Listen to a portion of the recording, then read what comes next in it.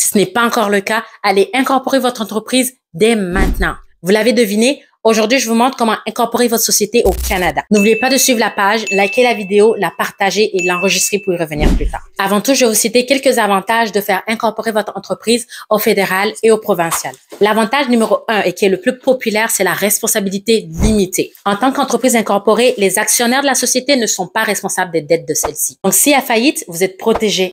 Le deuxième avantage que j'adore, c'est l'accès facilité aux capitaux et aux subventions. Vous êtes nombreux à venir vers moi afin que je vous aide à trouver les meilleures options de financement pour votre entreprise. Eh bien, sachez que les sociétés ou entreprises incorporées peuvent avoir accès à des capitaux, c'est-à-dire de l'argent, à des taux plus bas. Troisième avantage, les taux d'imposition sont réduits. Les autorités fiscales imposent des taux d'intérêt qui sont distincts et généralement inférieurs à la société versus aux propriétaires. L'autre avantage de s'incorporer au fédéral, c'est que vous pouvez utiliser un nom unique à travers tout le Canada, ce qui est particulièrement intéressant si vous décidez d'établir votre entreprise dans d'autres provinces ou territoires du Canada.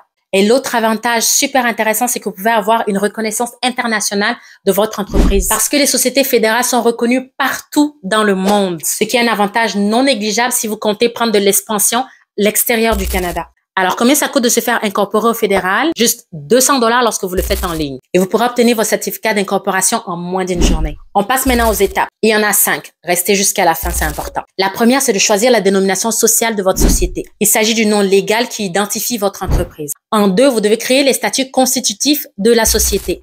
Ici, vous pouvez choisir une incorporation de base. Il s'agit d'une petite entreprise privée avec peut-être 1 ou 2 actionnaires, quelque chose de bien simple.